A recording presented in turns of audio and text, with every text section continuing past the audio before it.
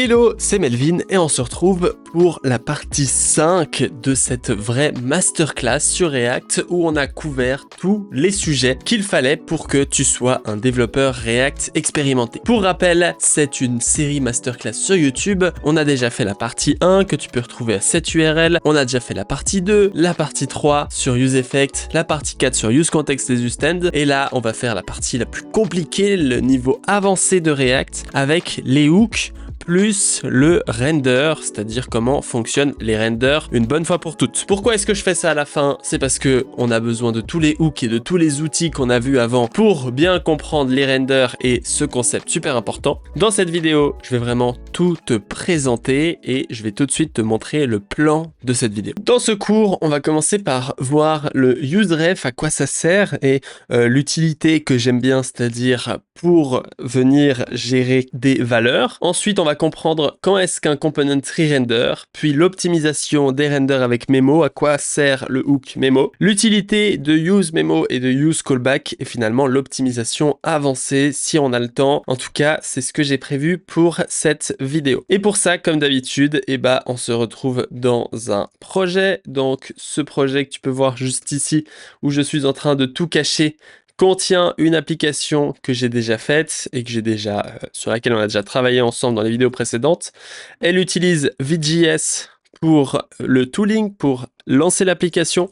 Elle utilise Tailwind CSS pour le styling et afin de me simplifier et de ne pas avoir besoin de rajouter trop de classes à chaque fois que je veux faire des exemples, j'utilise Daisy UI qui permet en gros, avec juste uniquement BTN, d'avoir un bouton au lieu de devoir faire BG Blue, etc., etc. Une fois que tout ça c'est vu, on peut tout de suite commencer avec un petit peu de useref.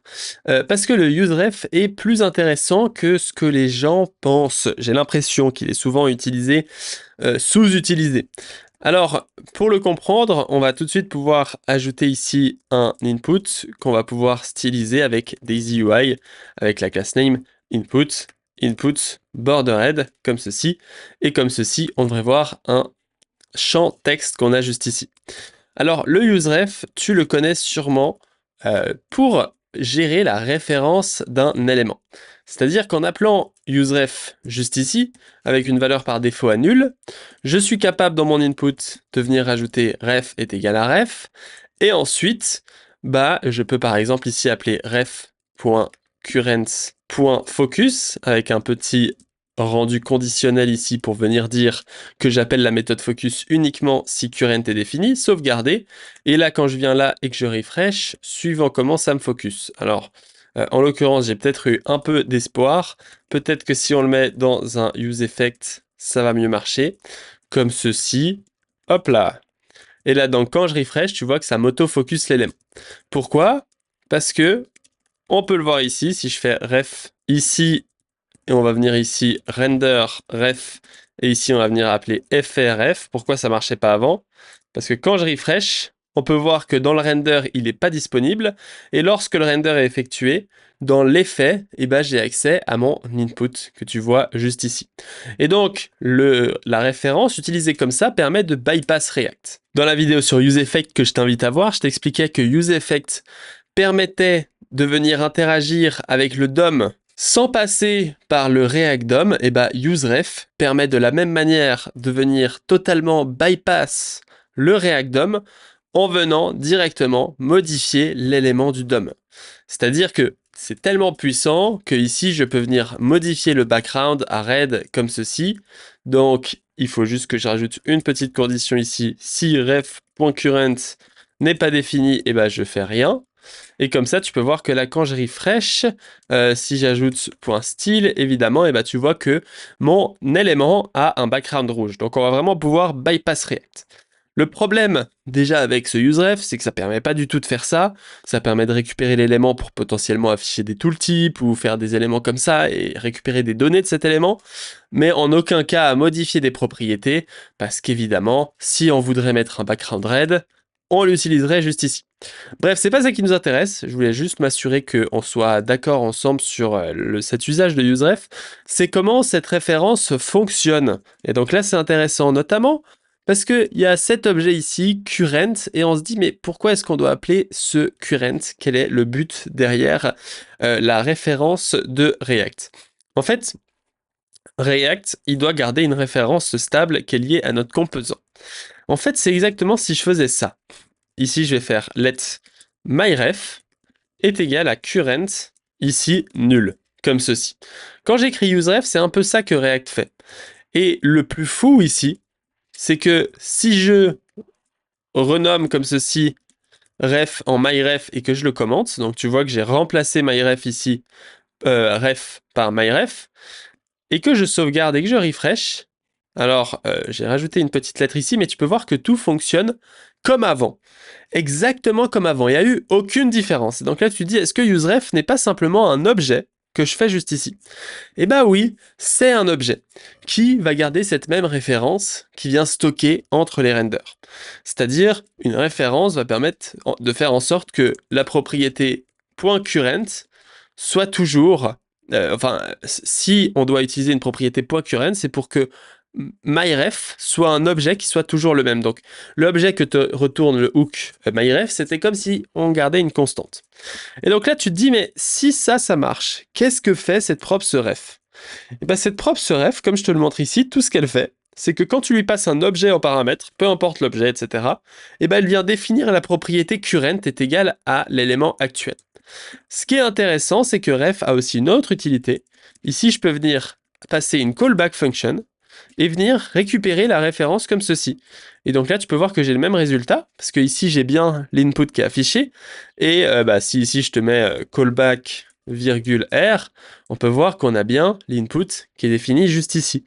Et donc, on peut aussi utiliser la référence ici comme un callback. Par exemple, tu pourrais ici faire r.focus. Et donc là, en règle générale, on peut voir que j'ai l'élément qui est focus, sinon il n'y aurait pas ce style de border. Et donc, la props ref d'un élément, elle permet soit de passer un objet en paramètre, soit de lui passer une callback function. Mais alors, pourquoi est-ce qu'on n'utilise jamais d'objet comme je l'ai fait juste au-dessus? Parce que imaginons qu'on vient ici déplacer toute cette logique dans un component qui s'appelle input avec une majuscule pour pas être original, et qu'ici je viens ajouter une div et que je viens mettre deux éléments input. Ce que tu peux voir ici à ma droite, dans l'exemple, c'est qu'il n'y a qu'un seul des deux éléments qui a un background rouge. Pourquoi?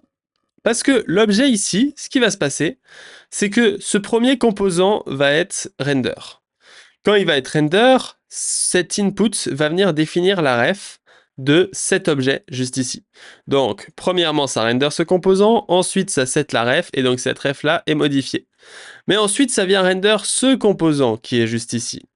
Et vu que là, on a la même référence qui est un objet global dans notre global scope de notre fichier advanced.jsx qu'on a juste ici, et bien là, on va venir réappeler cet élément-là une cinquième fois ici, et on va venir redéfinir en sixième étape cet élément-là. Et c'est pour ça que c'est que le deuxième input qui vient être modifié juste ici, parce que c'est ce deuxième élément juste ici qui va définir la ref en dernier. Pourquoi? Parce que cette ref est globale. Et à quoi sert le hook useRef? C'est qu'il va permettre de venir enfermer notre ref dans l'instance, dans l'état actuel du composant. C'est-à-dire, chaque fois qu'on appelle input, ici, on vient créer un nouvel élément. Et donc, on veut stocker, nous, un myref qui soit local, comme ceci, à notre composant. Et donc ici, quand j'importe myref et que je supprime cet élément juste ici, à ce moment-là, tu peux voir que les deux éléments vont avoir le background rouge. Uniquement le deuxième va être focus parce que, évidemment, je ne peux pas avoir deux focus au même endroit. Et donc, ce que tu peux voir, c'est que l'utilité de myref, ça permet d'avoir un objet, exactement comme je l'ai fait juste ici, juste qu'au lieu qu'il soit global et accessible par toute l'application, il est local et accessible uniquement par le composant qui l'instancie. Et donc ça, c'est l'utilité de useRef. Alors jusqu'ici, je t'ai fait un exemple assez cool parce que c'est avec les références d'éléments comme je l'ai fait juste ici. Mais en fait, useRef te permettrait de stocker d'autres types d'informations qui n'influent pas le render. Parce que l'avantage de useRef, c'est qu'on peut venir modifier cette valeur sans influencer le render. Imagine-toi que j'affiche un bouton, que je remplace ça par count, avec comme valeur 0, et que ici, je vienne créer un bouton qui fait btn, btn, sm, btn, primary, et qui fait increment. Et lors de l'increment, et ben je viens ajouter un onClick qui fait count.current++, et ensuite je console.log count. Et ben tu peux voir qu'en faisant ça ici, j'ai deux boutons. Quand je clique sur celui du bas, bah, tu peux voir que j'incrémente bien celui du bas. Mais si je clique sur celui du haut, et ben tu peux voir que je recommence à 1.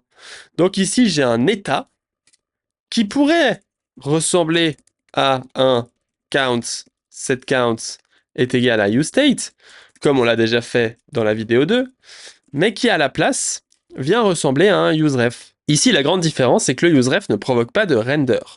C'est-à-dire que si ici j'affiche json.stringify de count nul 2 juste pour l'afficher comme ça, et là tu peux voir que même si là il s'est bien affiché, si je refresh c'est à 0 et quand je clique c'est toujours à 0. Et on est obligé d'avoir un render pour venir mettre à jour l'interface. Parce que React ici, il voit pas vraiment qu'il y a une mise à jour quelconque. Il se dit juste qu'il y a une valeur qui change, comme on le voit juste ici. Et donc le useRef permet de stocker des valeurs qui n'influencent pas le rendu React. À partir du moment où tu affiches cette valeur dans le rendu React, eh ben, tu dois utiliser un useState. C'est la règle. Mais alors, quand est-ce que un useRef pourrait être intéressant à utiliser? Et ben, un exemple concret pour ce que je viens de t'expliquer, l'utilisation de useRef, c'est par exemple pour ce composant-là que j'ai demandé à Claude Sonnet de générer comme ceci avec ce petit prompt en lui disant d'utiliser useRef. Pourquoi est-ce que j'utilise useRef? Parce que ici, useRef, il contient plusieurs valeurs. Déjà, le canva-ref. Le canva-ref, ça correspond à la référence du canva qui nous permet de dessiner. Ensuite, on a le contexte-ref, qui est le contexte ici. Bon, ne jugez pas le code, il n'est pas perfecto, hein. Il est là, il fonctionnasse, mais il est à refaire. Hein. Ensuite, on a le line-ref, et là c'est intéressant parce que tu peux voir que ce genre de truc a une spécificité, c'est qu'on a envie de stocker les lignes. Pour pouvoir dessiner nos lignes et de pouvoir faire des traits, il nous faut avoir l'historique des coordonnées des lignes. Pour ça, on pourrait utiliser des states, et beaucoup de gens auraient utilisé un state, mais en fait, ça sert à rien. Parce que vu qu'on modifie directement le DOM, parce qu'on peut pas modifier React pour faire ça, on peut pas utiliser React pour dessiner des lignes, et ben ici, les useRef nous permettent d'éviter de faire des renders inutiles, tout en ayant le même résultat. La même chose ici pour un booléen. Imagine-toi que tu as un booléen qui stocke un état, par exemple, si l'utilisateur est en train d'over ou non. Mais que cet état ne modifie pas le rendu. Tu vois que ici, le isDrawing n'est pas utilisé dans le rendu. En fait, tous les states ne sont que utiles si tu les utilises là-dedans. Si tu les utilises en dehors du JSX, par exemple, ici, isDrawing false, etc., et ben à ce moment-là, utiliser une ref, c'est totalement OK, parce que tu ne vas pas modifier le rendu.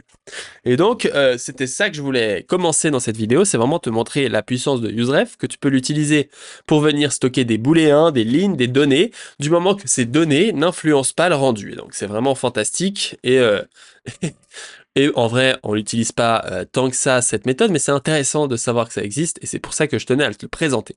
Aussi, pendant que j'y suis, avant d'aller sur la suite, tu peux pratiquer sur Begin React. Il y a une formation gratuite qui existe sur mlv.sh/react afin d'avoir les exercices qui vont avec toute la théorie que je te donne. Parce que la théorie, c'est bien joli, mais avec la théorie, t'avances pas forcément vite. Tu vas avoir des dessins pour tout comprendre comme je te le fais déjà ici. Tu vas avoir des playgrounds pour pratiquer sans même quitter ma plateforme de formation.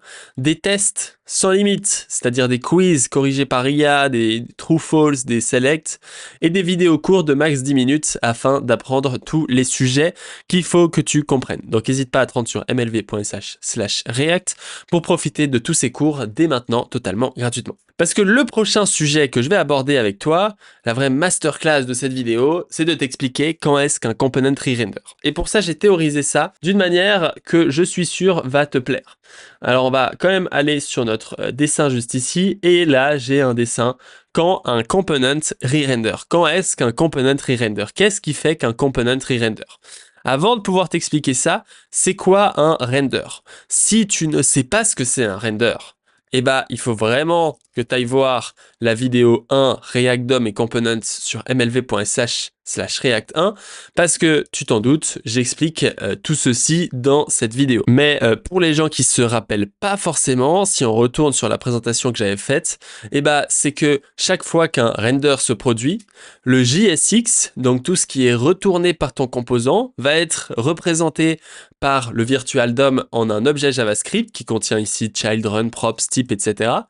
Et lui, il va venir utiliser cet objet JavaScript pour le passer au React DOM et uniquement si tu as des modifications. Tu vois que si uniquement tu as des modifications comme ici, tu as modifié un contenu qu'on a là, ça va venir update le real DOM. Donc ce qu'il faut comprendre et ce qui est important à comprendre ici, c'est qu'un render, c'est égal au calcul du rendu JS du virtual DOM.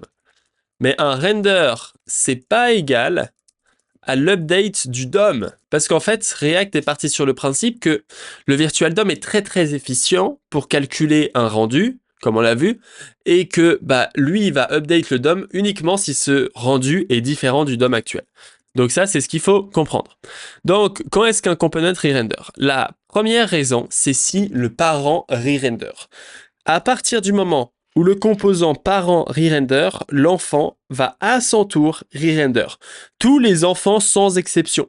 Qu'il y ait des props ou pas, qu'il y ait des states ou pas, tout ce que tu veux, l'enfant va être re-render. Donc ici, tu peux le voir, on a un composant ici app que tu pourrais appeler évidemment parent, qui est le composant principal, et ici un component input qu'on pourrait appeler children.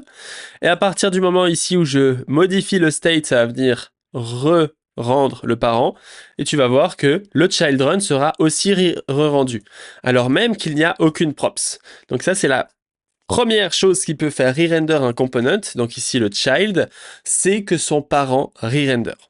Ensuite, on a le fait qu'un state change. Tu peux voir que si le parent ou n'importe quel composant a un state et que ce state est modifié, à l'instant où il est modifié, le component va re-render. Et c'est ce qu'on voit ici. J'ai un state et chaque fois qu'il est modifié, non seulement le parent re-render, mais aussi ses enfants, mais le parent re-render aussi déjà. La troisième chose qui peut faire re-render un élément, c'est si la valeur d'un contexte est modifiée. À partir du moment où tu as un contexte comme je l'ai fait ici, contexte, ici je fais context.provider value est égal à value, en fait, dès que cette value est modifiée, à partir du moment où value est modifiée, tous les consumers, et un consumer, qu'est-ce que c'est? C'est n'importe quel élément qui utilise useContext. Tous les éléments qui utilisent useContext de l'application, de ce contexte précisément, vont être re-rendus. C'est-à-dire que la règle est simple, quand la valeur d'un contexte est modifiée, tous les consumers vont être re-rendus. Et donc c'est ce qu'on voit ici, par exemple app, il rend consumer, il y a provider. Le provider, il a un useState, ce useState, il est update. Vu que le consumer ici, il consomme ce contexte, la valeur va changer et le consumer va render. Donc ici, je précise, c'est uniquement quand la valeur change avec les consumers que les consumers sont render, pas quand le provider est render.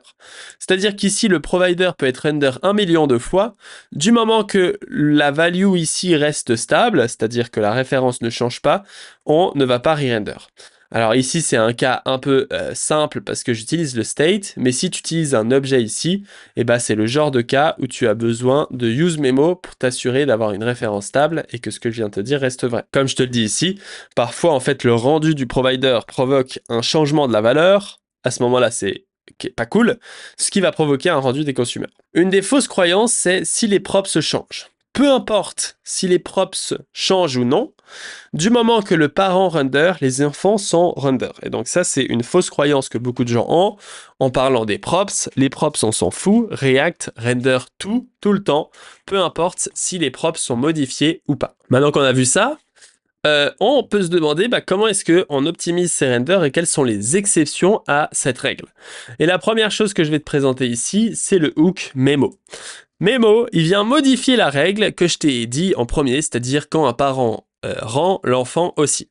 Avec Memo, c'est uniquement lorsque les props changent que celui-ci est rendu. Alors comment est-ce que je peux te montrer ça? Ici on a notre childRun, on voit que childRun est re-render. On voit aussi que quand je clique ici, tu vois qu'on a un carré là. Si j'ajouterais un petit padding 4 ici, tu peux voir que en fait j'ai activé un mode sur le tool React pour avoir une bordure quand l'élément est re-render. Et tu peux voir que non seulement l'élément du dessus est re-render, mais qu'il y a aussi l'élément du dessous. Le hook, c'est pas un hook en fait, c'est une sorte de HOC, High Order Component peut-être, va nous permettre d'éviter ça. Donc ici, je vais créer en dessous de ce childRun, const childRun ou memo childRun ou childRun memo. Et on va appeler la méthode memo pour memorize et je vais dire je veux mémoriser childRun. Et à partir de cet instant, childRun est transformé en ce qu'on appelle un pur component. Et à ce moment-là, si je refresh et que je clique sur le counter, tu peux voir que childRun n'est plus re-render. Il n'a plus de re-render comme tu peux le voir ici. Pourquoi? Parce qu'on lui passe aucune props, et donc aucune props égale aucun re-render. Donc ici, ce qu'il fait, c'est que comme je t'ai dit, le parent re-render, l'enfant ne va pas être re-render parce qu'il est mémorisé et que j'ai signifié avec cette sorte de bordure que tu vois juste ici. Maintenant, si le state est update, par exemple ici, de parent, mais que le parent passe le state en props juste ici, à partir du moment où tu vas passer une props ici qui change, le childRun va être re-render. Donc ici, il va y avoir un state update, ensuite le parent va être re-render, et ensuite le child va être re-render. Pourquoi? Parce qu'il lui passe le state qu'on voit juste ici. Et donc c'est ce qu'on peut voir ici, si par exemple, là, j'ajoute une default value comme ceci, et que là je passe default value est égal à default value, et qu'à cet endroit je passe default value est égal à 0, pour tester déjà à Melvin par exemple, tu peux voir que le composant est toujours pas re-render, parce que Melvin ne change jamais, Melvin reste stable. Par contre, si je passe default value ici à count, ou à count plus Melvin, pour que ce soit marrant, tu peux voir qu'ici, on a le 0 plus Melvin. Et quand je clique, il vient se re-render, même si je l'utilise plus. Parce qu'on peut voir que ça change plus, vu que le default value s'applique que lors du premier render. Mais, vu qu'une props change, Memo vient se re-render. Donc Memo, il n'est pas tout simple comme méthode. On va pas voir les cas avancés de Memo que tu peux chercher dans la documentation React comme ceci. Parce qu'il prend deux props, le component et arprops equal. Alors, arprops equal que tu vois juste ici, si on le trouve, arprops equal, c'est une méthode qui peut prendre les anciennes props et les nouvelles props dans laquelle tu vas pouvoir comparer spécifiquement certaines props. Et donc, ça devient vraiment des optimisations très avancées qu'on va pas voir ici parce que ça devient trop compliqué. Et en plus, déjà que Memo, je l'utilise jamais. Alors, je peux t'assurer que la méthode arprops equal, je l'utilise jamais de chez jamais. Donc, au moins, c'est jamais, jamais. Jamais, jamais, jamais, jamais. Donc ça, c'est pour la méthode memo, pour memorize, qu'on utilise comme ceci. Alors memo, c'est qu'une partie de l'optimisation de nos renders, parce que la deuxième chose qu'on va pouvoir voir, c'est le childRun pattern. Comment est-ce qu'on peut faire pour optimiser les renders ici sans utiliser memo? C'est que à l'instant où je ne mets pas de count ici, comme je le fais ici, et que j'enlève ce memo. Donc ici, je vais l'utiliser celui par défaut et on va commenter ça pour l'instant. Tu peux voir que quand je clique ici, ça vient bien re-render notre enfant. Pourquoi? Parce que le childRun ici a comme parent cet élément-là. Et donc là, on va venir introduire un concept différent. C'est le concept de owner, qui peut être des fois parfois différent du parent. Et donc ici, celui-là, je vais l'appeler owner. Et je vais créer ici, const parent est égal à un composant. Et je vais déplacer toute la logique que j'ai fait ici à cet endroit. Et là, je vais l'appeler parent re-render. Ce parent, ce owner, je vais lui faire return parent. Et à l'intérieur de parent, je vais passer comme enfant childRun comme ceci. Et donc là, je vais passer childRun. Et là, je vais passer childRun comme ceci. Donc là, tu peux voir que mon rendu n'a pas changé. Il est exactement similaire à avant. Sauf que maintenant, quand je clique, il y a uniquement le parent qui est re-render. Pourquoi est-ce qu'il y a uniquement le parent qui est re-render? Pour ça, on va s'intéresser à un graphique que j'avais fait pour le hook useContext, qui est ici la différence entre owner et parent. En fait, un composant React, les éléments dans le DOM, ils ont un parent. Un parent, c'est ce que tu vois quand ici j'inspecte l'élément input, tu peux voir que son parent, c'est cette div. Et donc, bon, cette div, ça correspond à celle-ci, mais je peux la supprimer, comme ça, ce sera plus clair. Et donc, si je vais sur cet élément qui est l'input, eh ben, tu peux voir que son parent, c'est un élément qui a padding 4, qui représente bien le composant parent ici. Mais son parent dans le DOM n'est pas forcément égal à son owner, à la personne qui le gère. Et donc, c'est ce qu'on voit ici. Tu vois, tous les composants ont des parents. Et tous les composants peuvent avoir des owners. Par exemple, si ici, je passe dashboard content en children de dashboard, et ben son parent, c'est bien dashboard parce que c'est lui qui est au-dessus de lui dans le DOM, mais le owner, la personne qui gère ce composant, c'est app. Et dans la phrase que je disais lors des hooks ici, quand le parent re-render, l'enfant est re-render, et ben ça s'applique plutôt quand le owner est re-render. Et donc, ce qui est intéressant ici, c'est que le parent de children, c'est le composant parent. Bon, les noms sont un peu relous, mais ils sont logiques. Mais le owner de children, c'est le composant owner qu'on a juste ici. Et du coup, la règle ici, c'est si le owner re-render, le children va re-render. Et donc, ce qui est intéressant ici, c'est que le owner ne re-render jamais. Donc, il n'y a que le count ici qui est re-render, mais notre input qui est à l'intérieur de parents passé en props via la props children n'est pas re-render. Donc, ça, c'est une notion d'optimisation entre owner versus parent qui est vraiment très intéressant. Et donc, c'est ce que je t'explique ici. Et bien, en fait, si app ici, c'est lui qui rend children via parent, comme je le fais juste ici, et ben c'est évidemment quand app re-render que children re-render. Et vu que parent n'a pas d'enfant, mis à part ses propres éléments à lui, et ben il ne va pas provoquer de re-render. Maintenant qu'on a vu ça, en moins on sait comment optimiser ces re-renders de manière facile, maintenant il y a des cas un peu tricky. Et pour ça, je vais faire appel à mon super composant. Mon super component, c'est un composant qui s'appelle slow component et je vais te le montrer tout de suite. On va venir activer le black color only pour te montrer un peu à quoi ça ressemble. C'est un tableau de 200 x 200 par défaut, si je me trompe pas, qui contient énormément de petites cases que tu vois juste ici. Tu vois qu'il a plein de petits pixels qui sont colorés et il vient les calculer avec math.random. Donc c'est assez lourd. Et on va dire que ici, il se passe un truc intéressant, c'est que on a un cas concret de quand on a envie de mémoriser. Parce que ce que je t'ai pas dit sur Memo juste avant, c'est que ça sert à rien d'éviter les renders d'un composant qui pose pas problème. Maintenant, le problème, c'est que quand je clique ici, tu peux voir que, tu vois le moment où je clique, on attend presque 500 millisecondes avant que ce soit render.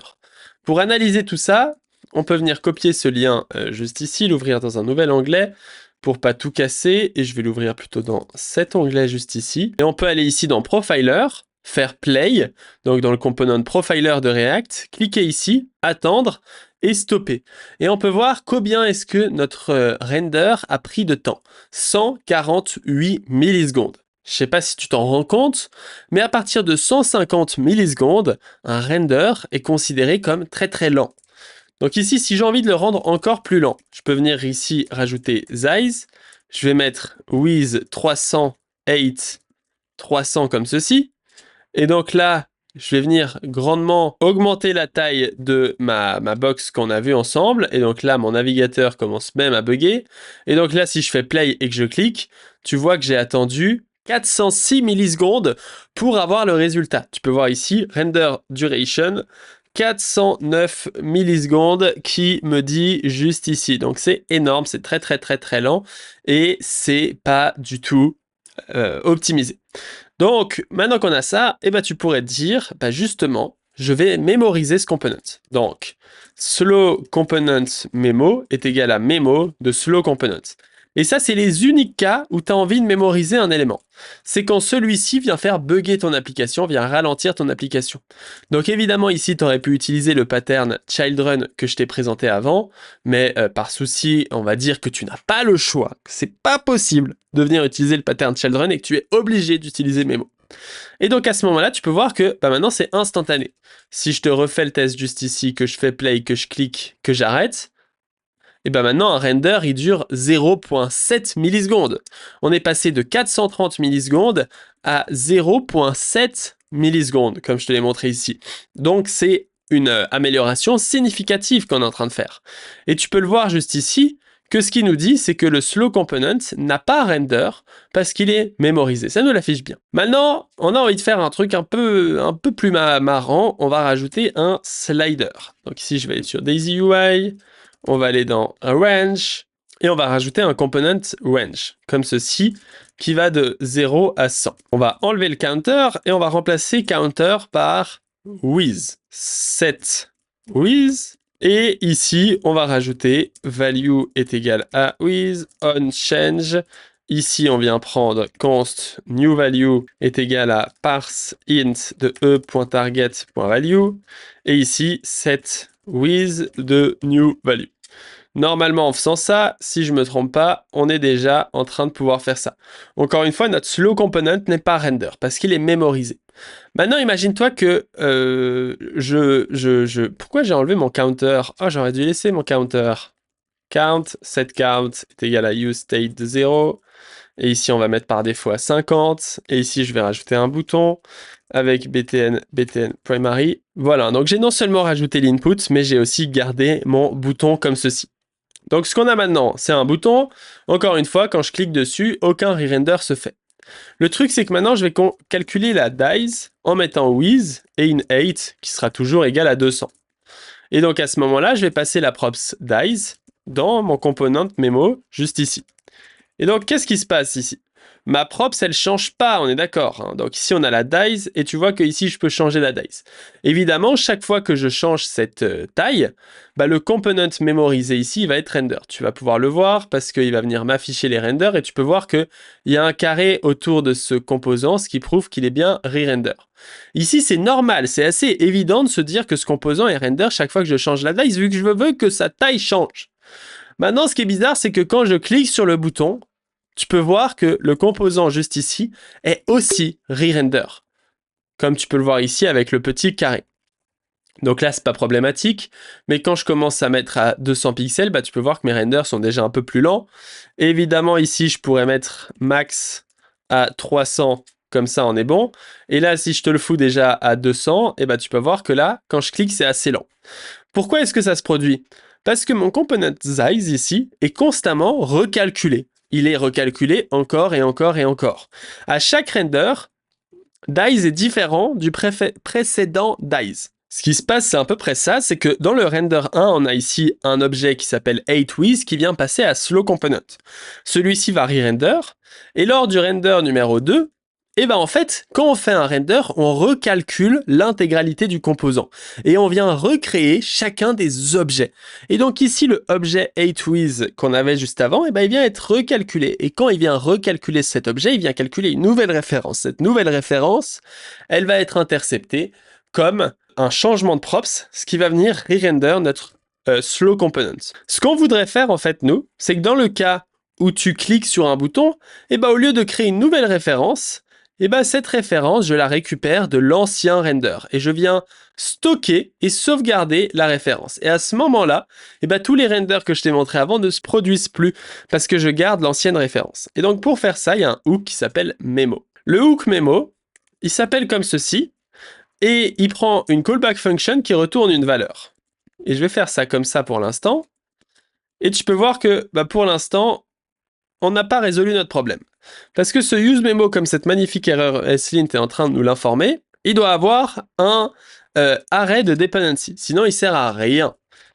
Et quand je viens ajouter cet array de dependency, je viens dire, je veux que la référence de l'objet qui est juste ici change uniquement quand with change. Et donc à ce moment-là, tu peux voir que quand je change la taille de ma range ici, ça render bien ce component.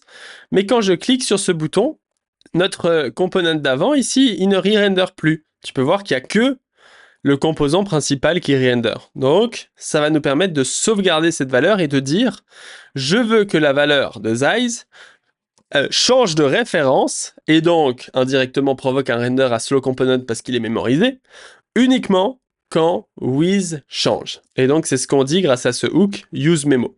Donc, en fait, l'utilité principale de useMemo, à part dans certains cas qu'on verra pas dans cette vidéo, c'est quand tu mémorises un component, tu es obligé de mémoriser tous les props objets qu'il prend. À partir du moment où il prend un objet en props qui peut être modifié, et bah, il faut le sauvegarder comme ceci. Et donc tu vois que maintenant, quand je modifie ça, ça render.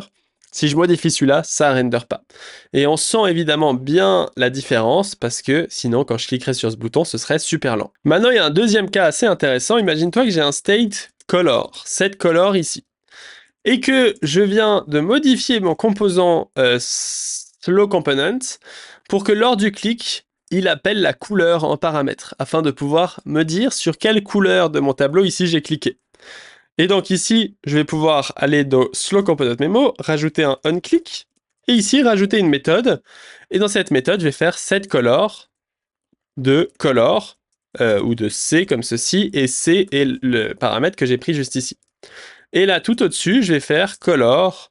S'il y a une color, je vais afficher une div avec style background color with 200, 8, 200. 200, ça va peut-être être grand. On va plutôt mettre 50. Ensuite, ici, je ferme la div et dans l'inverse, j'affiche rien. Et donc maintenant, tu vois que quand je clique sur un composant, ça m'affiche le gris sur lequel j'ai cliqué. Donc tu peux voir, ce qui est assez bizarre, c'est que quand je clique déjà sur ce couleur, ce composant-là est re-render. Quand je modifie ça, c'est re-render. Et quand je clique sur le bouton, c'est aussi re-render. Qu'est-ce qui se passe ici? Encore une fois, c'est la même chose. Il faut savoir que si ici, je crée une fonction onClick comme ceci, qui vient return 2, et que je crée une autre fonction onClick 2, et que je console.log, est-ce que onClick2 est complètement égal à onClick? Donc si je l'écris bien, donc si je crée deux méthodes qui ont exactement la même signature, ils prennent aucun paramètre et ils retournent toujours 2. Donc c'est les mêmes méthodes, elles font la même chose. Et pourtant, quand je refresh, on peut voir que la log qui est affichée juste ici, c'est false. Non, ces deux valeurs ne sont pas équivalentes, ne sont pas égales. Pourquoi est-ce que ces deux valeurs ne sont pas égales? Eh bien parce que chaque fois que j'écris une fonction onClick ici, je viens créer une nouvelle référence de ma fonction. Et du coup, chaque fois qu'ici, je passe une anonyme function, donc quand on fait cette syntaxe-là, c'est ce qu'on appelle une fonction anonyme, et bien chaque fois que je fais ça, et ben je crée une nouvelle fonction, une nouvelle référence. Et nous, évidemment, cette nouvelle référence, elle est problématique parce qu'elle va provoquer un render de notre composant mémorisé. Pour résoudre ce problème, il y a un autre hook. Ici, on a utilisé useMemo. En fait, on pourrait réutiliser useMemo pour créer onClick, comme ceci, qui va appeler useMemo, avec ici une fonction qui retourne la fonction qu'on a faite avant ensemble, qui se ferme et qui prend aucun... Merde. J'ai tapé mon truc de café.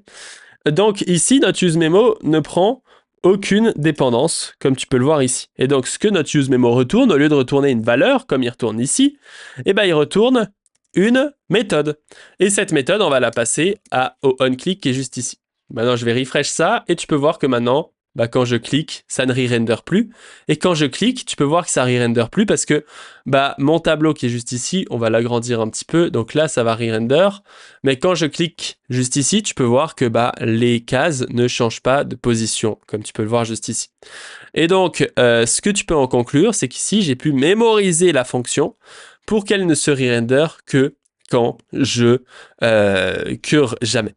Évidemment, si ici tu avais besoin par exemple du state count, je sais pas pourquoi tu viens modifier la with à 200 quand tu cliques là-dessus, non, à with plus 1, tu incrémentes la with, à ce moment-là, tu es obligé de passer with en paramètre, et bon, vu qu'ici j'incrémente la with, ça va être la source, parce que, évidemment, chaque fois que je clique, ça va provoquer un re-render maintenant parce que je modifie la méthode onClick. Vu que je modifie la with, je modifie aussi la dice, donc tout est modifié.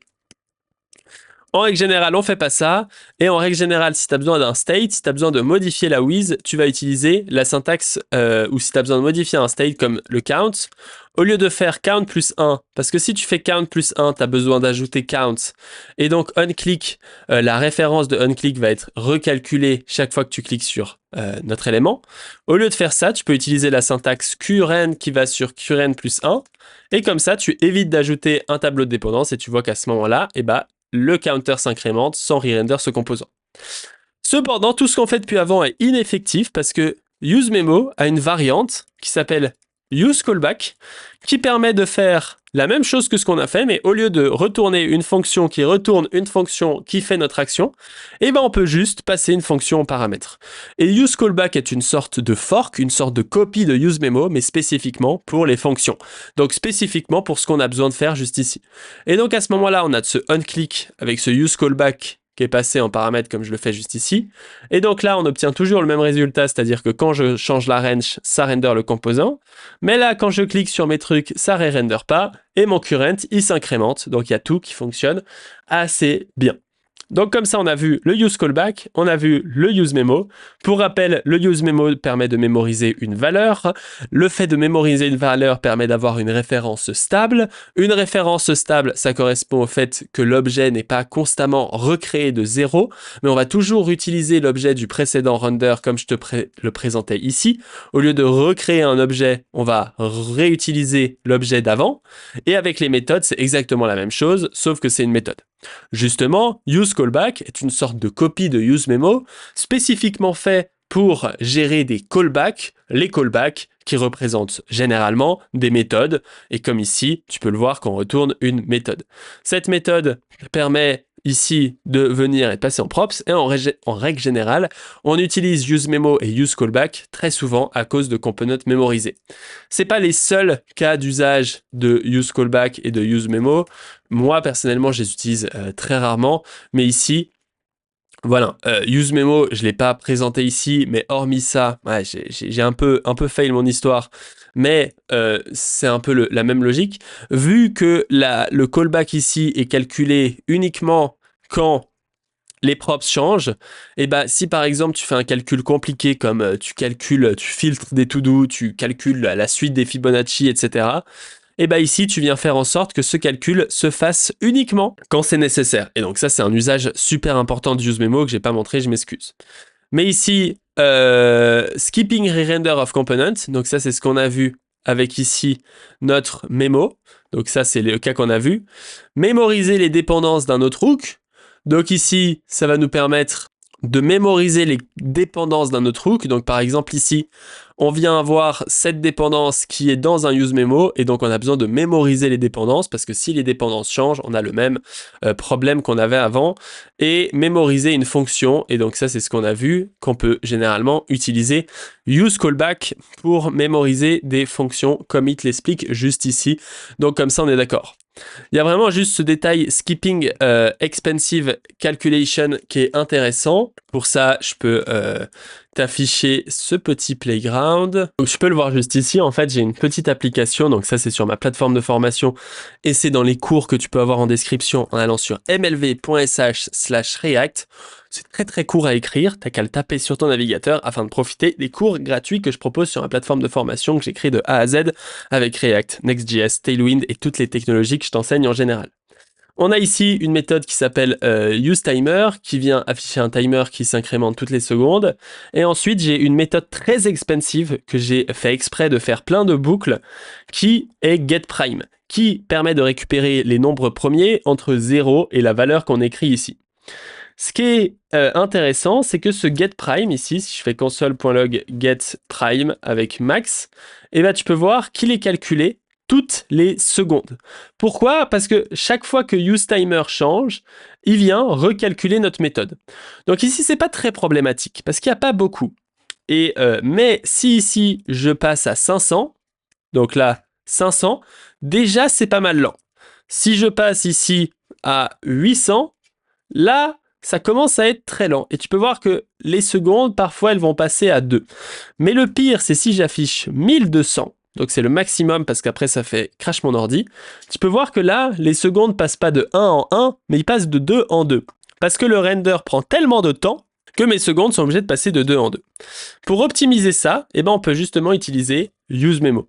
useMemo va permettre de mémoriser le résultat de getPrime ici, useMemo, avec ici getPrime, qui vient être mémorisé, et on vient dire, je veux que ce getPrime, donc évidemment useMemo est undefined parce que j'ai oublié de l'importer, mais je viens dire que le résultat du getPrime ici va être mémorisé, sauf quand max va changer. Et donc là, tu peux voir que quand mon timer est changé, et ben ça ne vient plus recalculer le texte qui était ici, mais c'est uniquement quand je viens passer ça à 1000 que là, on vient faire calculer notre méthode getPrime avec 1000, mais notre timer, il a beau continuer à s'incrémenter, il ne vient plus re-render, enfin recalculer cette longue liste. Donc évidemment, le meilleur moyen d'optimiser ici, avant de s'amuser à faire des use memo, c'est de créer ici un component timer qui vient return ici le prêt qu'on avait juste ici, donc l'élément prêt, quand je dis prêt, c'est peut-être bizarre, qui vient render notre timer juste ici, et donc là, on n'a plus qu'à afficher timer, et à ce moment-là, le problème est résolu sans même avoir besoin d'utiliser useMemo. Donc c'est pour ça que je fais cette vidéo et que c'est ça que j'explique dans Begin React, c'est que ces optimisations, useMemo, useCallback, memo, c'est avant tout des optimisations de dernier recours, c'est les optimisations du désespoir, c'est les optimisations si tu sais plus quoi faire d'autre, si tu as déjà tout testé. Mais une bonne structuration de tes composants, un bon split de tes composants en général, résolvera tous les problèmes. Et c'est exactement ce que je t'explique, c'est exactement les méthodes un peu senior, un peu d'entreprise que je vais t'expliquer dans Begin React. C'est la fin, sûrement, peut-être, de cette série de 5 vidéos sur React que j'ai pris énormément de plaisir à faire, même si ça m'a pris plusieurs semaines de préparer toutes ces vidéos avec la partie 1, la partie 2, la partie 3, la partie 4 et la partie 5 qui a la mauvaise URL, c'est React 5, je m'excuse. Et donc toutes ces vidéos, j'espère vraiment que tu les as appréciées, n'hésite pas à toutes les liker, t'abonner à ma chaîne YouTube et t'inscrire à ces cours gratuits, c'est vraiment le meilleur moyen de me soutenir. Et voilà, je t'ai vraiment tout donné, le but c'était vraiment de te faire une vraie masterclass sur React avec près de 5 heures de vidéos, 5 heures de contenu pour m'assurer que tu deviennes une machine de guerre. On se dit à très bientôt pour des prochaines vidéos, des prochaines aventures sur ma chaîne YouTube. C'est toujours très excitant de les faire. À bientôt, ciao ciao.